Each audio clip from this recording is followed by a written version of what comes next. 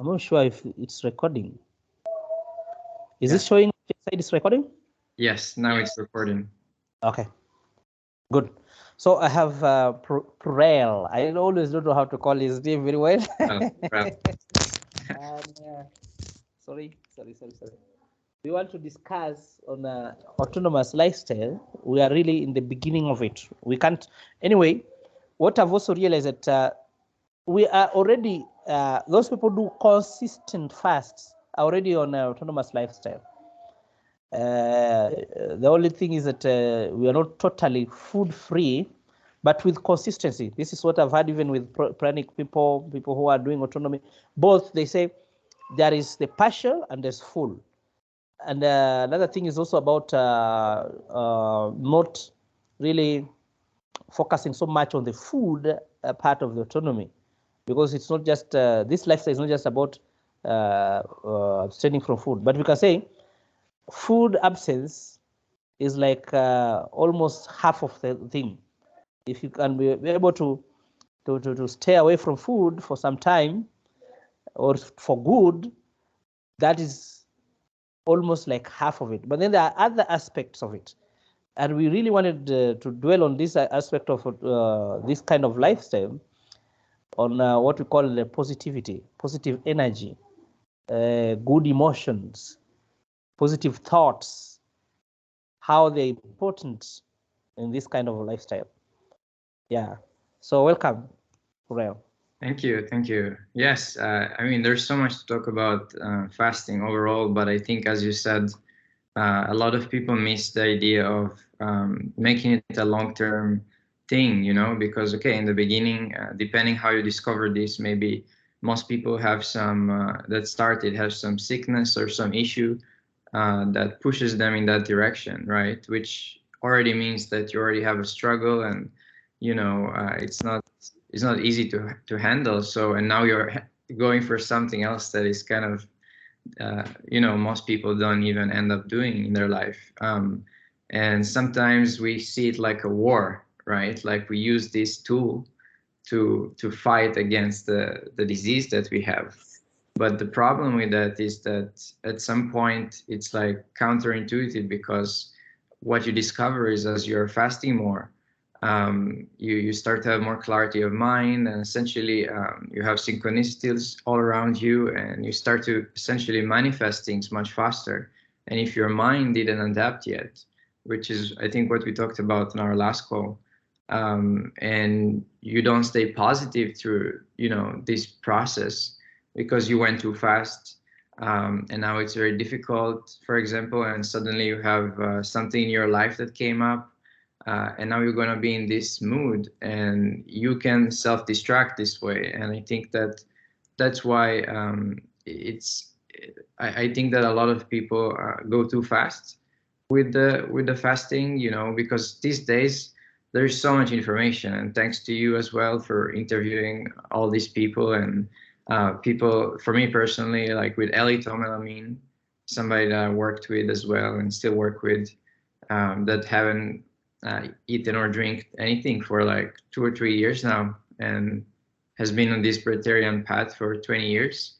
And his mindset is sharp. He keeps his muscle. It's a well balanced person. But again, if you look at how he got to this point, it took him 20 years. 20 years being in the breatharian path until he got to almost full autonomous, you can say. And many people are these days, because the information is so available, they're trying to do it, in a year, 2 years, and maybe you can do it, and we see some people that do it. But think about it, like, if this is about healing disease, extending your lifespan, for me, I'm very interested in the idea of reversing the age, living long, and living good while living long. So if we're gonna have so many more years after that, why should we rush it? Isn't it more worth it to enjoy the process? And yeah. So for me, for example, when I started everything with the fasting, it was like, first of all, like for 5 years, I was eating plant-based, and I had a time that I lost some weight, and then I stabilized, and then I started to work out more, gain muscle, and I increased my weight a little bit. And then I started to hear again about the idea of vegetarians, and it was so interesting, right? That it's so captivating, the information, like, wow, can I really be food free, and in return I also have more energy, more healing power, and so on. And then I tried to start to eat raw foods. And you see, instead of jumping right into vegetarian, like immediately not eating or drinking, I wanted to first, on my baseline way of eating, to eat lighter, and get used to that first. So I did that for a couple of months, and then I started fasting. And one thing that I want to say, and then we'll get to the topic of positivity and doing it, ongoing and not too fast.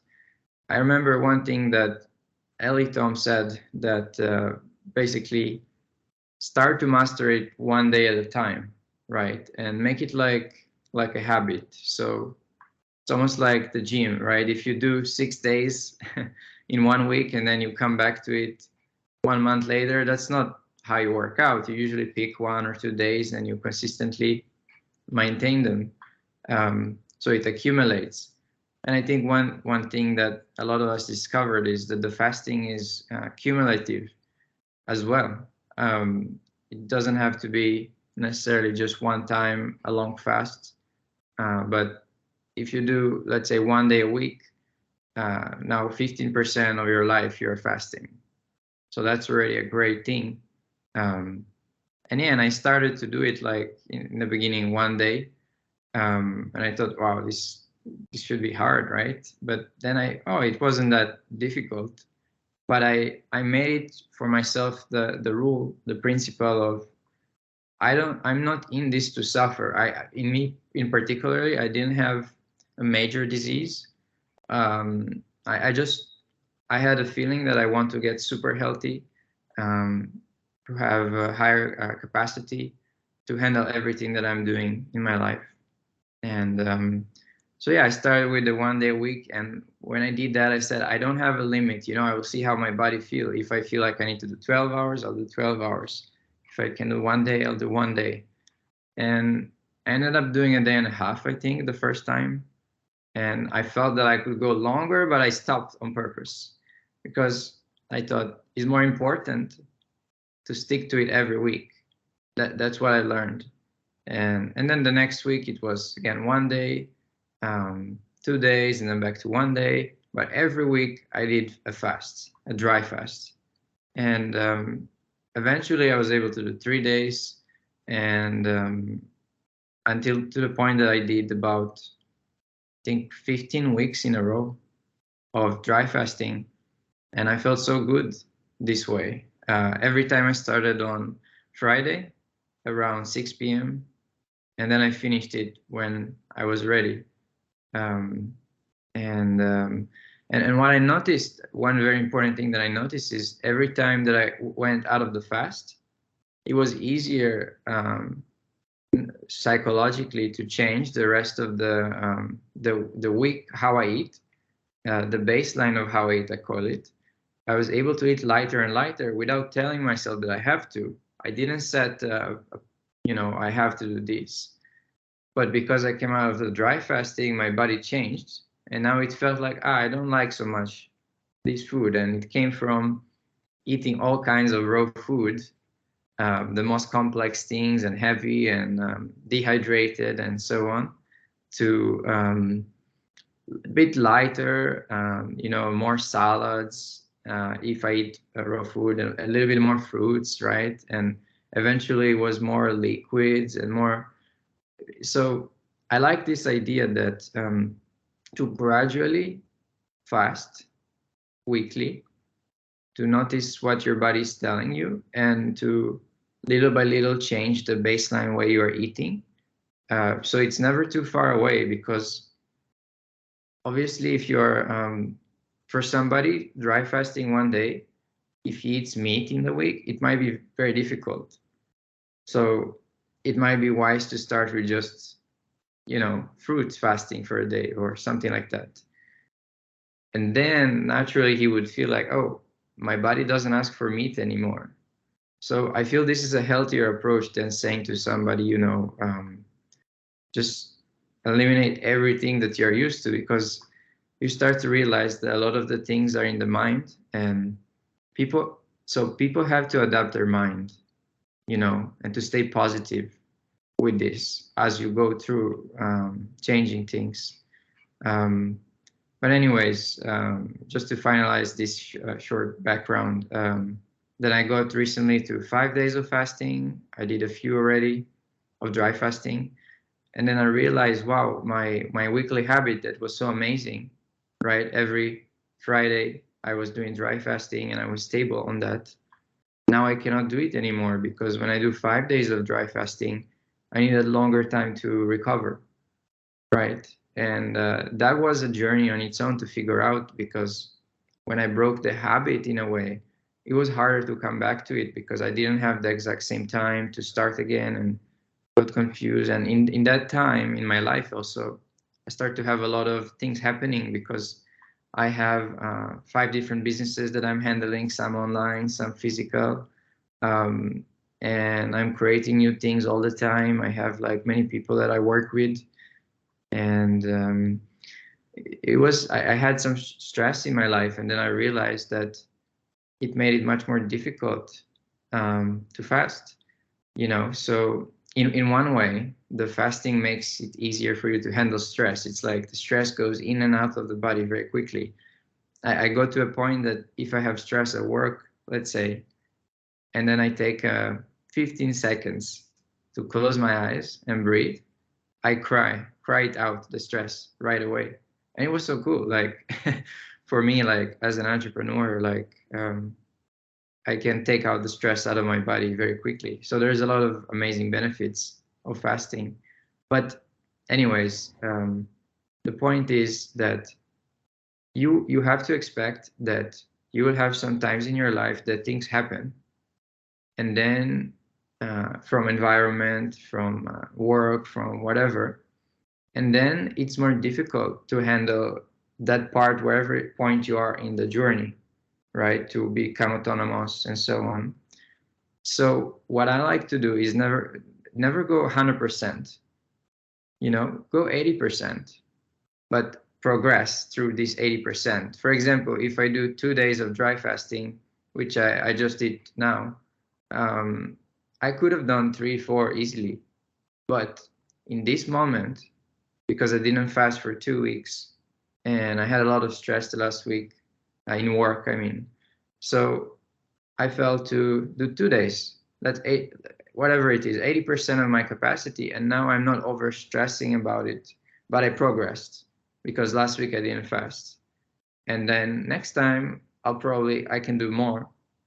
So it's all about taking those little wins that allow you to stay positive, but you're still growing, because it's a long-term journey, right? And it all accumulates how much fasting you do in a year.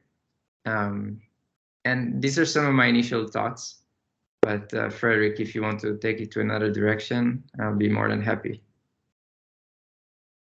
I really want you to talk more about how to help with the stress. How do you, because you talked about it and I felt like that was very, it's like a punchline there. Most of the people who are going to listen to this thing are going to tell you that that is a skill they don't know about. Totally, it's the first time people are hearing it, and it's working. If it's worked for you, then it should also work for others. You know, it is not, some people to allow tears to come to come out is not easy, especially for men. Men crying, and for ladies it's natural. It's just flow. It will flow. It will flow. The skill, but others don't even know. Some ladies may not know that when they are stressed, they should allow that flow. How do you make yourself cry? Or how the skill of allowing the tears to come down? That's what I really want to know. Because now somebody knows, okay, this is what I should need to do. I need to find myself a place